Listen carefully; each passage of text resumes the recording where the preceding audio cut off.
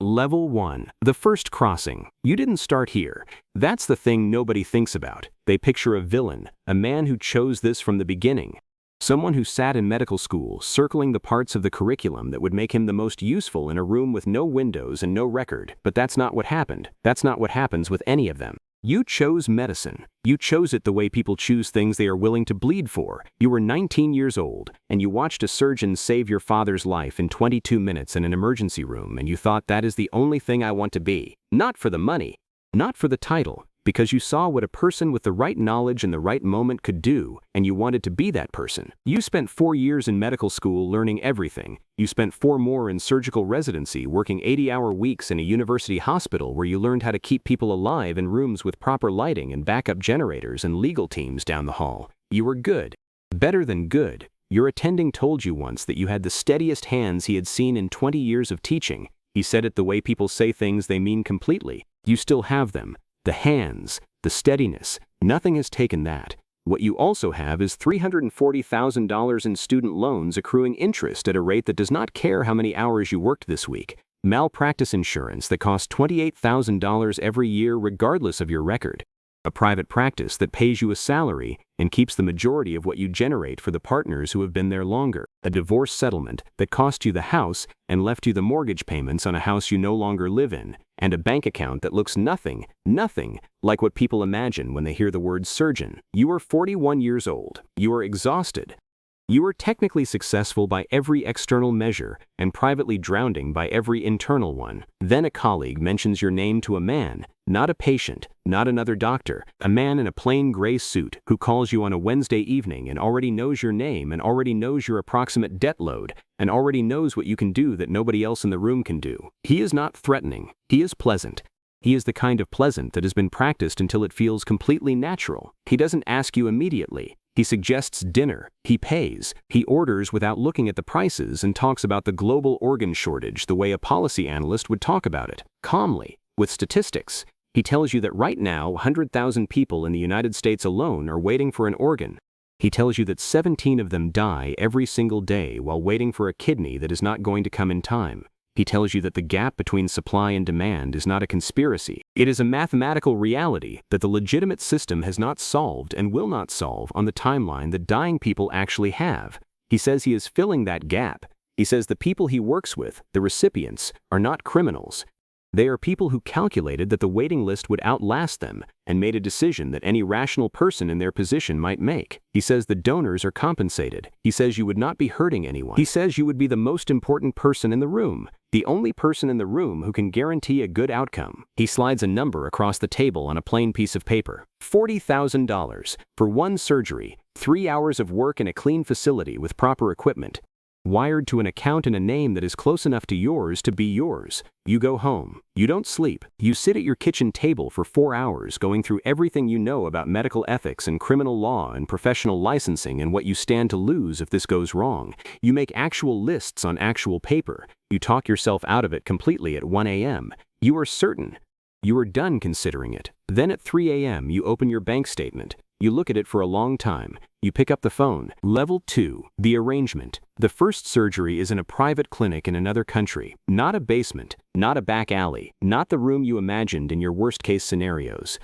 A real facility with real equipment and real anesthesia and tile floors that are clean and an autoclave that works, and 2 nurses who don't ask questions because they made the same calculation you made and arrived here first. The donor is a man in his early 30s. He has signed documentation, a stack of papers with his signature on the bottom of each page. You don't read them closely. You tell yourself that is not your department, that the broker handled the consent process, that the man signed willingly. You tell yourself these things in sequence and you move through them quickly because you have learned already that the key is not to stop. The recipient is a 58-year-old businessman with end-stage renal failure who has been on the legitimate waiting list for 4 years and 3 months. His nephrologist told him 6 months ago that his remaining kidney function was deteriorating faster than the list was moving. He paid $150,000 for this procedure. The donor received $3,000 of that. The man in the gray suit and his network absorbed the rest. You received your $40,000 wired in 2 transfers across 2 days. The surgery takes 2 hours and 50 minutes. It goes perfectly. The kidney is viable. The vascular connections are clean and precise. The ureter sits exactly where it needs to sit. the recipient's blood pressure stabilizes at the correct moment, his creatinine will begin dropping within 48 hours.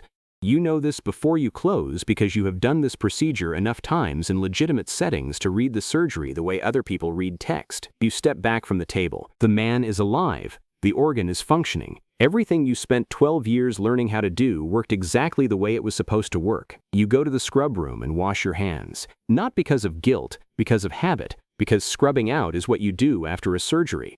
It is automatic. It is the same movement whether the room was legal or not. That distinction is the first thing that should have frightened you. It didn't. You fly home the next morning. You tell no one. 3 days later, you transfer 3 months of loan payments in a single transaction and sit with that for a moment. The pressure that has been on your chest for 2 years lifts by a measurable amount, not happiness.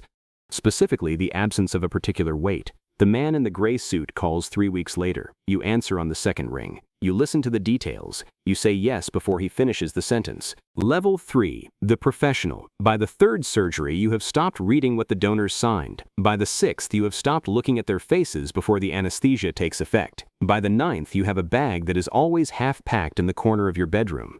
A second phone on a separate carrier registered to a name that is not yours. A routing system for the payments that your accountant, your legitimate accountant who knows nothing, would not recognize if he saw it. You have learned to sleep on planes completely and immediately the way soldiers learn to sleep in vehicles. You have learned to eat whatever is available in whatever city you land in without thinking about it. You have learned the specific skill of being unremarkable in airports. The operations move constantly, never the same location twice in a row. A private hospital in Eastern Europe with a surgical suite that was genuinely well equipped and a staff that was professional in a way that made you almost comfortable. A rented space in Southeast Asia connected to a larger medical tourism operation that used your procedure as a profitable subsection of an otherwise legitimate business. Once, a converted clinic in a country you had never been to and have not returned to, with instruments that had been sterilized but not replaced in longer than they should have been, and a single overhead light that flickered twice during the most delicate portion of the procedure and did not go out. That night you drove back to the hotel and sat on the bed and looked at your hands for a long time. Not shaking, still not shaking. That was the night you understood that the hands were going to keep working regardless of what the rest of you decided. The skill does not know what room it is in, it simply operates, and you have been letting it. The WHO estimates that 10,000 kidneys are traded on the black market every single year. You have contributed to that number across multiple procedures in multiple countries. The global organ trafficking market generates between $840 million and $1.7 billion annually. You are not an anomaly in this system. You are not an outlier or a rogue actor. You are infrastructure. You are the technical component without which the entire operation cannot function at the level of safety that makes it profitable enough to continue. You have made $410,000 in 22 months. Your student loans are paid completely. Your car is new. You are still working your legitimate practice 5 days a week because stopping would create questions, and because the normalcy of it, the scheduled appointments, the familiar patients, the routine follow-ups, the nurses who have worked with you for 3 years and know how you take your coffee, feels like a language you need to keep speaking. If you stop speaking it, you are afraid you will forget that you ever could. Your legitimate colleagues tell you that you seem distant lately. You tell them you're tired. You are tired, but you are also something that tired does not explain. In the rooms where the man in the gray suit sends you, temporary, improvised, off any record that exists anywhere, you are the most important person present. There is no backup. There is no attending to call. There is no institutional hierarchy above you. There is only the table and the patient and the instruments and you are the only reason any of it works. The legitimate world stopped giving you that feeling a long time ago. That is more dangerous than the money. It took you until now to understand that. Level 4, the network. You have rules. You have kept most of them. You don't work with donors who show visible signs of coercion. You have walked away from 3 procedures based on that alone. The man in the gray suit was not happy about 2 of those. You walked away anyway and told him your standards were not negotiable, and he accepted that because you were correct, that you were not replaceable. You tell yourself that the 3 times you walked away matter. Maybe they do. Maybe they are just the minimum amount of refusal required to maintain the story you need in order to keep functioning. You genuinely don't know anymore which one it is. Here is what the network looks like from the inside when you have been inside it long enough to see the whole shape. There are brokers operating in at least 6 countries. Their job is to match donors, people who need money badly enough to sell a kidney, with recipients who need an organ badly enough to pay for one outside the system. The brokers are the connective tissue. They know everyone and are known by no one officially. There are corrupt hospital administrators in multiple countries who process ancillary paperwork, provide cover documentation, and ask nothing beyond their fee. There are transport channels moving harvested organs in temperature-controlled containers on commercial flights with falsified chain of custody documentation. There are recipient families in wealthy countries, the United States, Western Europe, the Gulf states, who have been advised by their brokers not to ask specific questions about procurement and who have chosen with enthusiasm not to ask them. There are other surgeons. You are not the only one. You knew this abstractly, but you understand it specifically now. Some of them have better training than yours. Some have worse. All of them arrived through approximately the same door you arrived through. Debt or desperation or a quiet dinner with a man who knew exactly how much space existed between what they needed and what they were earning. You meet one of them once, briefly, in a corridor outside a facility in the Middle East. You are going in. He is coming out. You don't exchange names. You don't need to.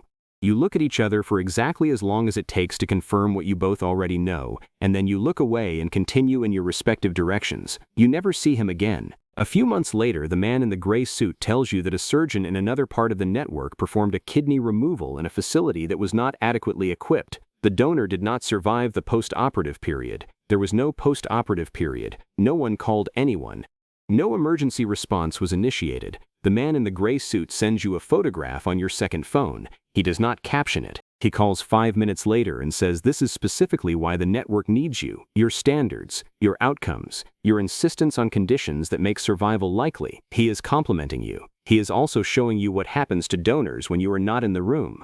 You understand both things at the same time without any effort and say nothing for several seconds and then say you understand and hang up. That night, you sit in your apartment in the city where you live your legitimate life, and you think about the man in the gray suit's photograph for a long time. You think about what it means that you are the safest option available to people in a situation that has no safe options. You think about whether that makes you complicit in the situation or essential to the people inside it. You don't reach a conclusion. You have stopped reaching conclusions. Level 5. The call. The man in the gray suit calls you on a Tuesday afternoon. You are sitting in your legitimate office between patients. Your 2:30 has been moved to 3:15. You are drinking coffee that has gone cold. He says there is a problem. Not with a surgery, not with an outcome, with a donor. A specific donor from a procedure 14 months ago who has spoken to someone they were not supposed to speak to, in a country with a prosecutor who has been building a case quietly and carefully for over a year, and who is now specifically interested in following the financial trail to the people with the technical skills to perform the procedures at the center of the case. Your name has not appeared in the file yet. He says the word yet the way people say it when they want you to understand precisely what it contains. You sit in your office after the call. Your 2:30, moved to 3:15, is still waiting. Your nurse knocks once, and you say 1 moment please in a voice that sounds like your voice. You look at the degrees on your wall, the medical license in its frame, the photograph from your residency graduation where you were 26 years old and exhausted and proud in a way that has a specific texture you can still remember but can no longer fully access.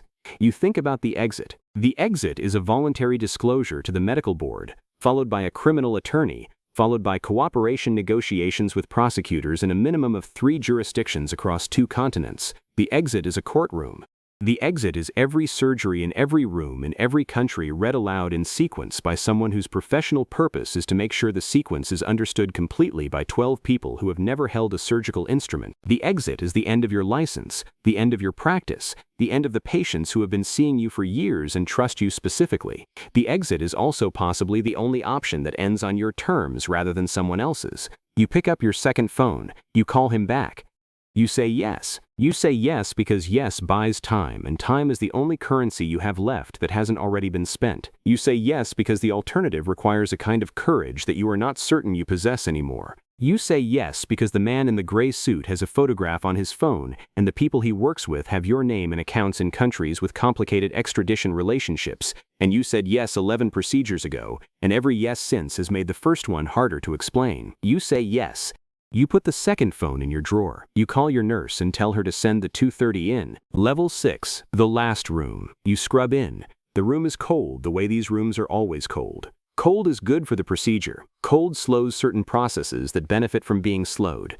You learned this in a legitimate operating theater 14 years ago from an attending who had no idea what you would eventually use the knowledge for. The equipment is adequate, not ideal, adequate. You have operated in worse. You have a personal threshold for adequate that you have refined over 19 procedures in 9 countries, and this room meets it.